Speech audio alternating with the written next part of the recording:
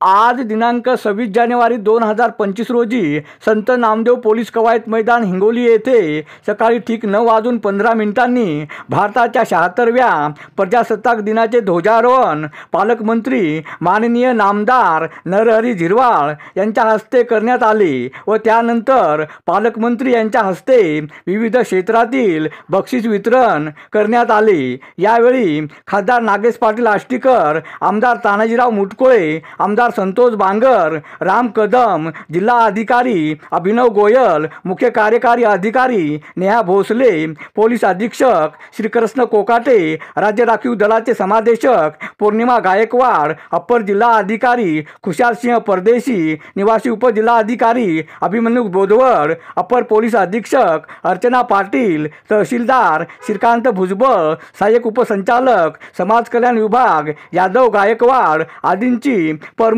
उपस्थिती होती। अरुण दिपके, TV 7 हिंगोली। प्रथम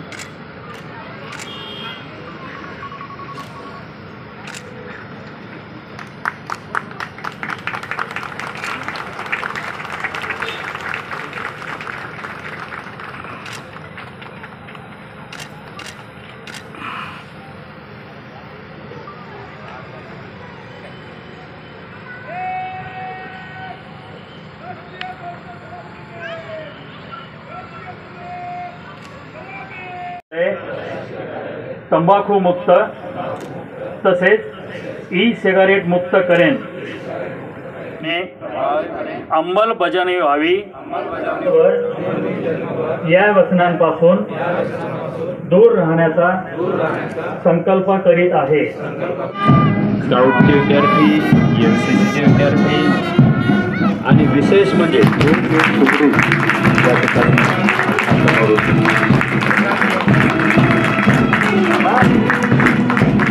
त्याखाली महिलांची 22 महिला या नाटकमध्ये सहभागी झालेल्या आहेत।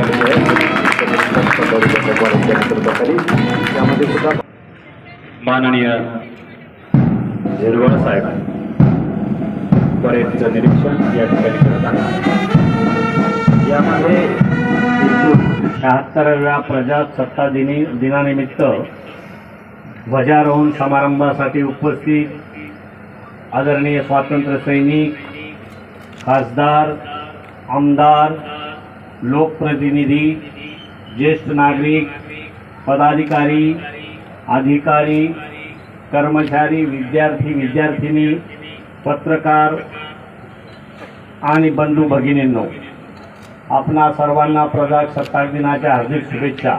हिंगोली शहराच्या पुरातन जलेश्वर मंदिरालगत असलेल्या तलावाचे सुशोभीकरण करण्यात येत असून तलावाच्या संरक्षण भिंती, तलावातील गाळ काढणे यासह इत्यादी महत्त्वाची कामे सुरू होत आहेत। या तलावाच्या सुशोभीकरणामुळे हिंगोली शहराच्या वैभवात भर पडणार आहे।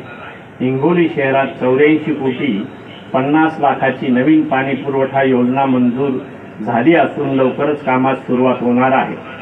या प्रजासत्ताक दिनाच्या निमित्ताने मी सर्व नागरिकांना आवाहन करतो की जात, धर्म, वंश, लिंग हे सर्व भेदभाव विसरून एक समानतेने सर्वांना समान संधी मिळवून देण्यासाठी अग्रेसर राहावे। आपण सर्वजण मिळून प्रत्येक प्रयत्न केल्यास सामाजिक जीवनमान उंचवण्याबरोबरच आपण देशाला सामर्थ्यशाली महासत्ता बनवू शकतो याची मला खात्री आहे। संविधानामुळे नागरिकांना राज्यकारभारात सहभागी होण्याचा अधिकार मिळाला हे आपणास माहीतच आहे। त्यामुळे या दिवसाला विशेष महत्त्व आहे। म्हणून आपण जनता, लोकप्रतिनिधी आणि जिल्हा प्रशासन यांच्या समन्वयातून देशाच्या सर्वांगीण विकासासाठी काम करत आहोत। राज्य तसेच आपल्या हिंगोली जिल्ह्याची चौफेर प्रगती व्हावी यासाठी जागरूक नागरिक म्हणून आपण सर्वांनी एकत्र येऊन प्रयत्न करूया।